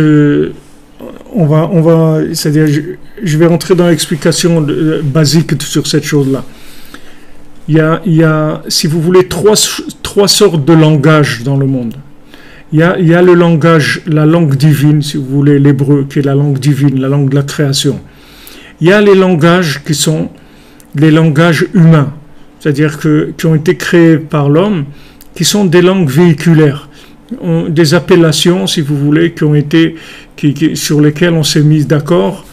Un langage de consenti que voilà maintenant quand on va dire pain, on l'appelle le pain, l'eau on l'appelle l'eau. Bon, ces langages là, ce sont des langages humains. Donc il y a le langage divin, il y a le langage humain. Maintenant, il y a un langage qui est entre les deux, qui s'appelle le langage du Targum, de la traduction, qui s'appelle en fait l'araméen. L'araméen, c'est un langage qui est fait en même temps de la Lachon HaKodesh, de langage hébreu, et en même temps de langage qui est humain. Il s'appelle Targum parce que il s'appelle traduction. Alors, si vous voulez ça, c'est dans le principe du langage. Mais maintenant, dans ce monde-là, il fonctionne avec le côté qui est saint, complètement, c'est-à-dire ce sont des choses qui sont entièrement du côté de la sainteté. Il y a des choses qui sont les choses qui sont complètement impures, dans lesquelles on n'a pas d'accès. Il y a des choses qui sont intermédiaires, si vous voulez, il y a les deux. Et ces choses-là, elles demandent de nous l'effort de faire passer le côté intermédiaire vers la sainteté, d'inclure l'ambivalence vers Echad, vers Hachem. Donc ça, c'est notre travail en général, et on agit sur toute la journée, tout ce qu'on fait, en fait, c'est ça. Quand on travaille, quand on mange, tout ce monde-là, ça s'appelle le monde du Targum, c'est-à-dire c'est le monde de la traduction. Ça traduit la parole divine dans un langage humain pour que l'homme puisse revenir vers Hachem, se connecter vers Hachem. C'est un langage en même temps humain et en même temps divin. Ça, c'est tous les éléments avec lesquels on est en contact tous les jours, qui sont des éléments permis par la loi divine. Du moment où c'est permis par la loi divine, ça veut dire que dans ce domaine-là, on peut connecter. Une fois qu'on a connecté, alors on a révélé le côté divin qu'il y a dans la chose, et on l'a enlevé l'emballage qui était l'autre côté, qui était mélangé avec. Donc ça, ces tris-là, ce sont des tris qu'on fait tout le temps. Alors le principe, si vous voulez, du Targum, de la traduction, en fait, ça se traduit par cette chose-là, elle se représente dans le monde par le sommeil. Si vous voulez, le sommeil, c'est un état qui n'est pas un état de mort et qui n'est pas un état conscient non plus. C'est un état semi-conscient. On ne peut pas dire qu'on est complètement mort. Il y a un minimum de conscience, c'est-à-dire que s'il y a un bruit qui est un peu trop fort ou quelque chose, on va reprendre notre conscience. Il y a être éveillé et il y a être endormi. Et le sommeil, c'est entre les deux, si vous voulez. C'est entre la mort et la vie. Le sommeil se trouve entre les deux, puisqu'en fait, quand on dort, alors on goûte 1/60 de la mort. Comme ça, ils nous apprennent nos sages que le sommeil, c'est 1/60 de la mort. Mais 59, c'est la vie. C'est-à-dire, on est entre les deux. Alors, quand on casse le sommeil, quand on se lève la nuit comme ça, pour chercher la connexion avec Hachem, ça même, c'est la réparation de l'alliance. Parce que, qu'est-ce qu'on fait? On rentre dans cet état semi-comateux, si vous voulez, et on le casse et on se lève. On se lève pour aller attirer de la conscience. Et ça répare chez nous, après, dans toute la journée. Ça répare l'inconscience dont on a peur. Des fois, quelqu'un il fait une bêtise, après il se dit, mais comment j'étais idiot de faire ça? Comment je me suis fait avoir? Comment je me suis entraîné? Après, quand il reprend sa conscience, ça lui fait mal, parce qu'il voit qu'il a un moment de folie, un moment de faiblesse, un moment de folie. Cette folie-là, vous pouvez arriver à la maîtriser par le fait que vous cassez le sommeil. Parce que quand vous cassez le sommeil, vous cassez la racine de la folie. Parce que la folie, elle vient du fait qu'avant de vous rendre fou, il faut qu'on vous endorme d'abord. C'est-à-dire qu'avant de vous faire aller vers quelque chose qui est complètement dingue de faire cette chose-là, d'abord il faut vous endormir la conscience, sinon vous n'allez pas arriver à faire des folies. Comment le Yetzer Hara vous amener vers de la folie? Rabbi Nachman il dit que si maintenant quelqu'un, quand on dit quand il faute, il est fou, alors il est pas coupable puisqu'il est fou. Alors de quoi quelle est sa faute? Puisque maintenant on dit que pour fauter, il faut être fou. Alors voilà, il est fou, c'est tout, donc il n'a rien fait. Non, Rabbi Nachman il dit que de quoi tu es responsable? Du fait que tu as laissé rentrer la folie. C'est-à-dire qu'il y a un moment où la folie, elle tape à la porte et elle te dit, pardon, je peux rentrer, et toi tu lui dis non, il ne faut pas que tu rentres, je ne te laisse pas rentrer. Mais pour lui dire non, il faut que vous ayez un éveil de la conscience. Et cet éveil de la conscience, vous le prenez quand vous cassez le sommeil. C'est-à-dire quand vous cassez le sommeil, ça vous permet de réagir quand la folie, elle va vouloir rentrer. C'est-à-dire que vous aurez assez de conscience, assez de force pour dire non à la folie. Tandis que si vous n'avez pas l'habitude de casser le sommeil, alors les maasés, même quand vous êtes réveillé, vous êtes endormi. C'est-à-dire que vous êtes dans un état toujours un peu endormi, dans la conscience. C'est-à-dire que physiquement, vous pouvez être réveillé, mais dans votre conscience, vous êtes endormi. C'est-à-dire votre conscience, elle est faible. Tandis que quand vous cassez le sommeil physiquement, la nuit, quand on se lève, surtout à Chatzot Laïla, on se lève au milieu de la nuit, on casse le sommeil, et à ce moment-là, ça va nous permettre de rester conscient toute la journée. Et ça, c'est une force extraordinaire. Combien de gens là que j'ai vus à Rosh Hashanah, que des gens que je vois pas dans l'année, mais qui se sont mis à faire Chatzot, ils m'ont dit, Ravifa, ils m'ont dit, c'est extraordinaire. Ma vie, elle a changé, mais complètement. Je suis quelqu'un d'autre complètement toute la journée. Je le vois, je suis quelqu'un d'autre. Parce que c'est un degré d'éveil, si vous voulez. C'est un degré d'éveil, c'est-à-dire c'est la même différence qu'il y a entre quelqu'un qui dort et quelqu'un qui est réveillé. Il y a quelqu'un qui est en train de dormir et il y a quelqu'un qui est réveillé, d'accord? Maintenant, dans les gens réveillés, il y a des gens qui sont réveillés la nuit et des gens qui ne sont pas réveillés la nuit. Celui qui s'est réveillé la nuit, il a un super éveil dans la journée. Il a un éveil boosté, c'est-à-dire que plus grand, une conscience plus grande.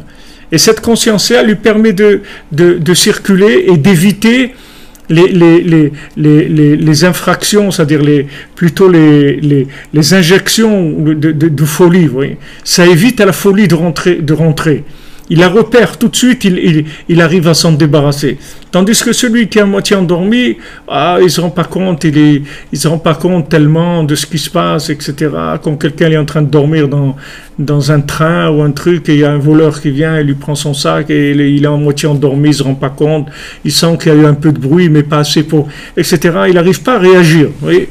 Tandis que quelqu'un qui est réveillé, il réagit tout de suite. Il ne laisse pas rentrer la folie.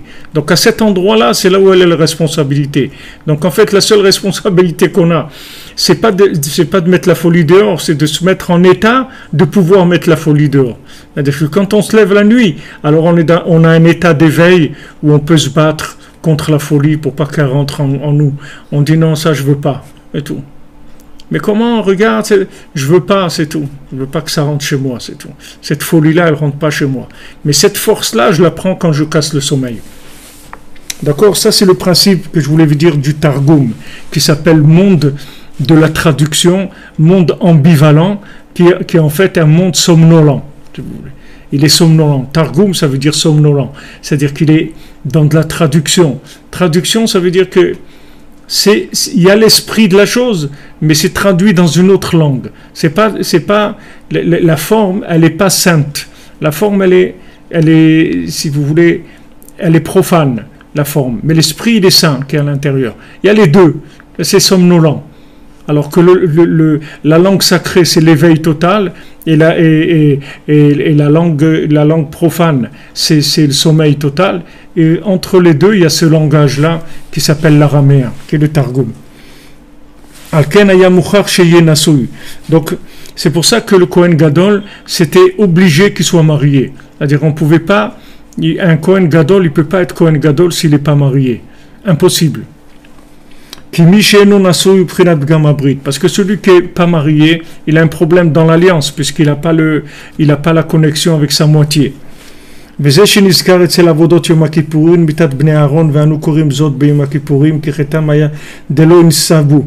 Maintenant, le jour de Yom Kippour, on parle de la mort des enfants de Aaron, de Nadav et Avihu. Pourquoi? Parce que l'une de leurs fautes, c'est qu'ils n'étaient pas mariés, les enfants de Nadav et Avihu. Donc le fait qu'ils n'étaient pas mariés, ça les amenait à faire des choses qui dépassaient complètement leur niveau, parce que comme ils n'avaient pas leur moitié, donc ils n'avaient pas la régulation de la conscience exacte par rapport à leur niveau. Ils n'avaient pas une conscience de leur niveau.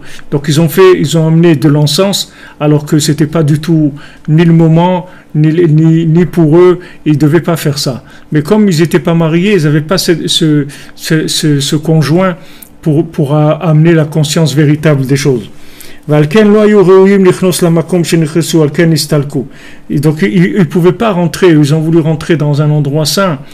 Nadav et Avihu, les enfants, pourtant c'est les enfants de Aaron, c'était des gens très très grands, des grands tzadikim, des gens de très grand niveau. Mais le fait qu'ils n'étaient pas mariés, ils n'étaient pas complets, si vous voulez. Il leur manquait, dans la connexion, il leur manquait quelque chose de fondamental, donc ils ne pouvaient pas rentrer à l'intérieur des endroits saints. Parce qu'on ne peut pas rentrer à l'intérieur du Saint des Saints et attirer une conscience parfaite s'il n'y a pas d'alliance, s'il n'y a pas de réparation d'alliance. Il ne faut pas oublier que les Kohanim, ils doivent amener la conscience parfaite dans le monde. Ça doit être des gens hyper branchés. Maintenant, on ne peut pas être hyper branché si on n'est pas marié. Comment on va être hyper branché? Il nous manque une partie de la connexion. Comment on va faire? On ne peut pas. C'est pas quelque chose qui peut. On peut pas faire Kohen au Beth Amikdash, faire Kohen Gadol si on n'est pas marié. Impossible de rentrer dans une conscience tellement élevée sans être marié. Et c'est ça qui est écrit, qu'ils sont rentrés alors qu'ils étaient sous, ils avaient bu du vin. Pourquoi? Parce qu'il est écrit quand il rentre le vin, il sort le secret. C'est-à-dire le vin, yain, c'est valeur numérique 70. C'est pour entrer dans les 70 facettes de la Torah. C'est-à-dire quand quelqu'un boit du vin, quand il est capable de boire du vin, il rentre dans une lumière très très grande de la Torah. Donc eux, ils ont voulu rentrer dans cette lumière-là, mais ils n'avaient pas les récipients pour. Et tout, c'est une seule chose. C'est-à-dire que un dépend de l'autre. C'est-à-dire que maintenant, la conscience, elle va dépendre de l'alliance. C'est-à-dire qu'on ne peut pas prétendre rentrer dans un niveau de conscience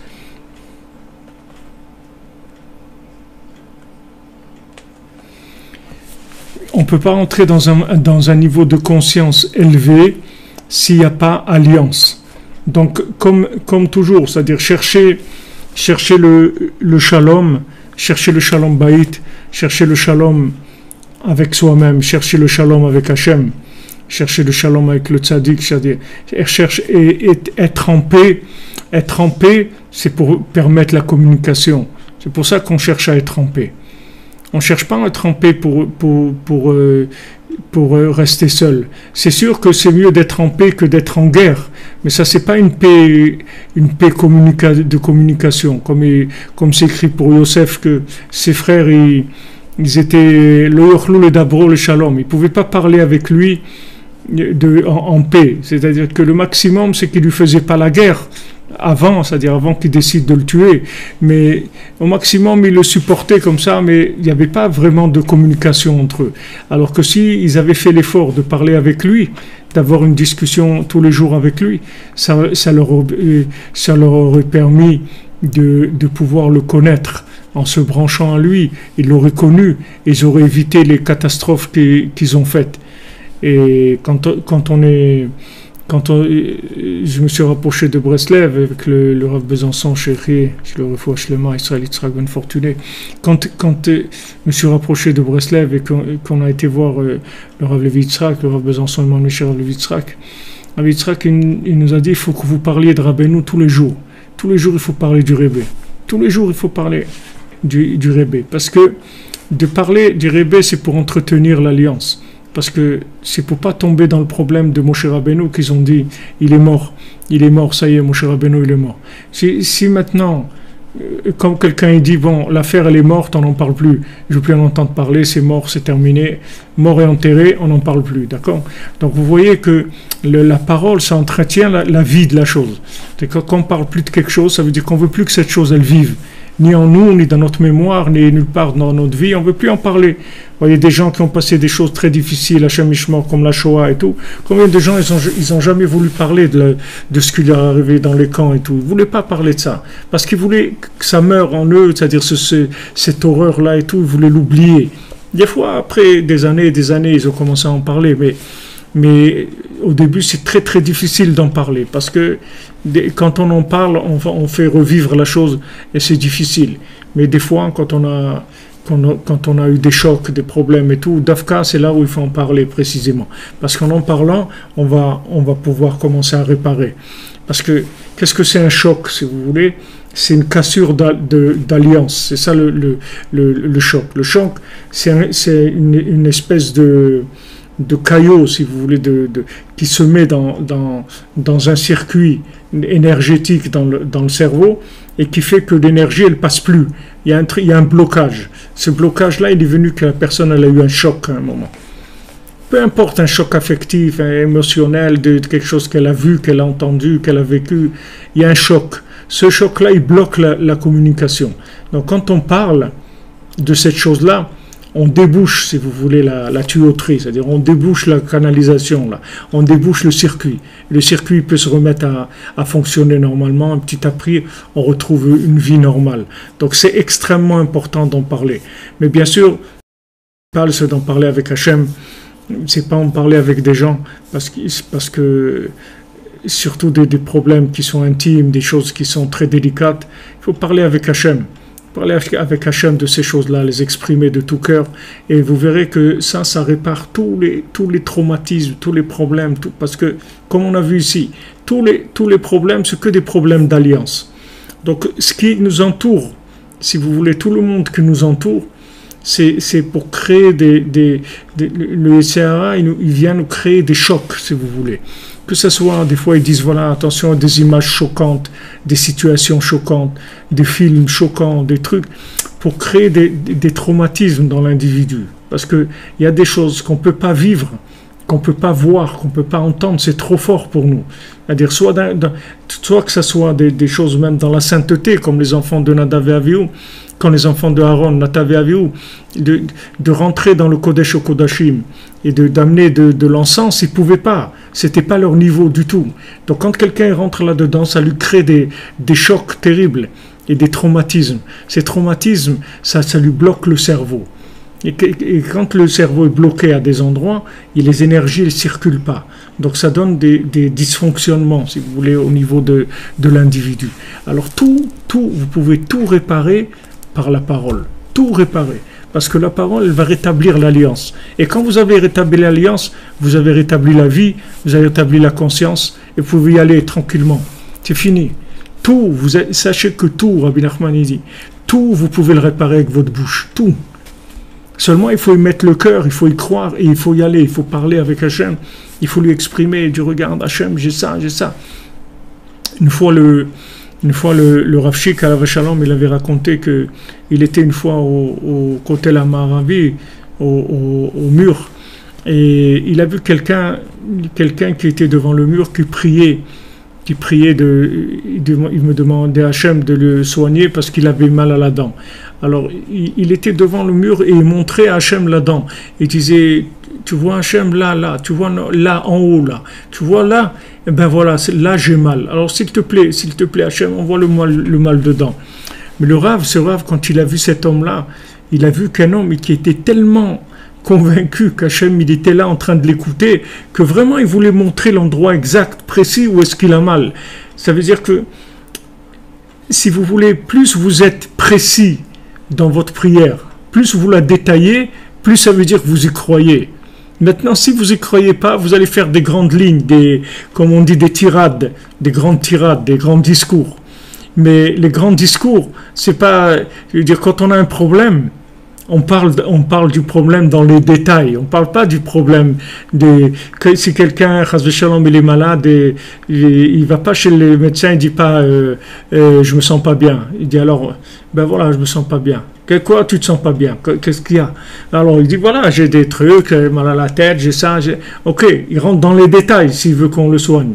Il va donner le maximum de détails de ce qu'il a. Donc dans le dialogue avec Hachem, si vous voulez,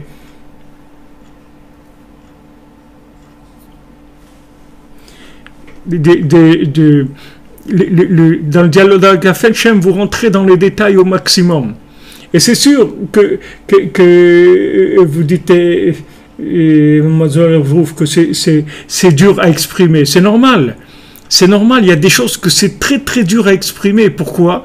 Parce que le choc, il est tellement fort que quand vous allez parler, en fait, vous êtes en train de déboucher, d'enlever le blocage. Donc c'est sûr que c'est dur. Et des fois c'est dur, on pleure, des fois c'est très très dur. On n'a pas envie d'en parler, c'est très très dur. Mais il faut en parler parce que c'est ça qui va résoudre le problème. Tout le problème, vous allez résoudre quand vous allez le transformer en communication. Quand vous allez parler avec Hachem, tout le problème il va se résoudre. Et si vous voyez qu'il continue, vous continuez à parler et rentrez plus dans les détails. Parce que les détails, si vous voulez, ça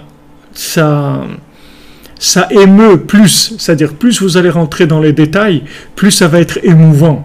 Plus vous allez rentrer dans les détails, plus vous allez déboucher, si vous voulez, les accès de façon beaucoup plus précise. Vous rentrez dans les détails. Au début, vous allez parler du problème de façon très, très large, très empirique, et petit à petit, vous allez rentrer plus dans les détails.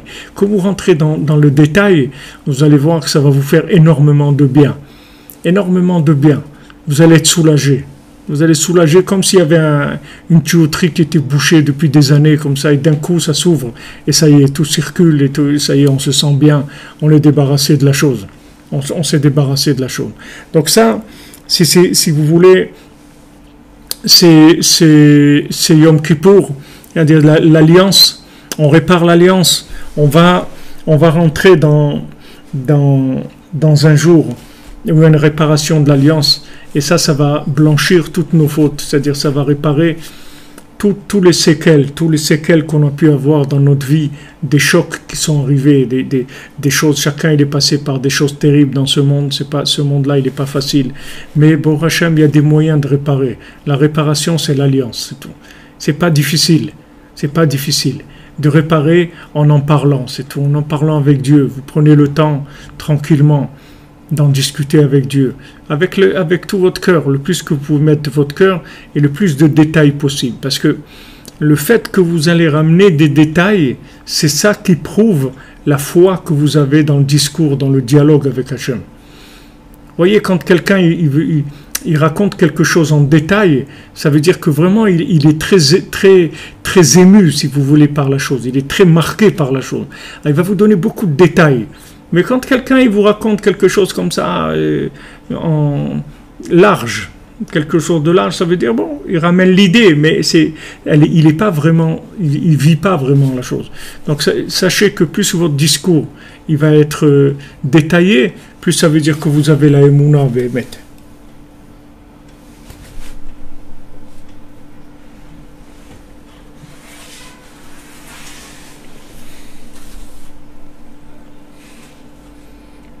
Alors les caparottes, vous me demanderez pour les caparottes. Qu'est-ce que vous voulez savoir pour les caparottes? Les caparottes, vous pouvez faire avec, si vous avez la possibilité de faire avec des poulets, les trucs. Sinon, vous pouvez faire avec l'argent de tzedaka. Faites les caparottes avec de la tzedaka. Les caparottes, ça aussi, c'est en général on prend des poulets qui sont blancs et on fait le sacrifice, on fait on fait sortir le sang. C'est aussi cette réparation là, le caparotte, ça fait partie de cette réparation là. C'est dans le même esprit de ce qu'on est en train de dire là. Mais sachez que si vous voulez, notre problème, c'est qu'on a beaucoup de circuits qui sont court-circuités, qui sont bouchés. Donc c'est ça qui nous dérange dans notre vie, c'est ça qui nous amène tous nos problèmes, notre stress, notre tristesse, notre mode de confiance, tout ça, c'est qu'il y a plein de circuits qui sont bouchés. Plein de circuits qui sont bouchés, comme les veines que Chas Shalom elles se bouchent avec du cholestérol et tout, que le sang il n'arrive pas à circuler normalement dans l'esprit. Toutes les situations elles marquent l'esprit, soit le marque positivement, soit le marque négativement. Et quand c'est marqué négativement, alors il y a des degrés qui peuvent arriver jusqu'à un choc. Et ce choc-là, il peut rendre la personne infirme, c'est-à-dire boiteuse dans le fonctionnement de sa vie. C'est-à-dire que quand elle veut entreprendre quelque chose, quand elle boite, c'est-à-dire elle est infirme, elle n'arrive pas à fonctionner normalement. Tout ça, c'est parce qu'il n'y a pas d'alliance. Parce qu'en fait, on lui a cassé l'alliance. Le choc, il a cassé l'alliance. Donc il faut réparer l'alliance. Pour réparer l'alliance, Baruch Hashem, vous avez le Tikkun HaKlali, vous avez l'Aïd Bodedut de parler avec Dieu tous les jours. Et voilà, ce jour de Yom Kippour, voilà, on est quelques jours avant, on peut demander à Hashem qu'on ait un bon Yom Kippour avec toute la lumière de l'alliance dont on a besoin pour pouvoir vivre notre année en pleine connexion, c'est-à-dire en pleine vitalité, qu'on soit inscrit dans le livre de la vie, c'est ça, qu'on soit inscrit dans le livre de la vie, c'est-à-dire qu'on soit vivant vraiment.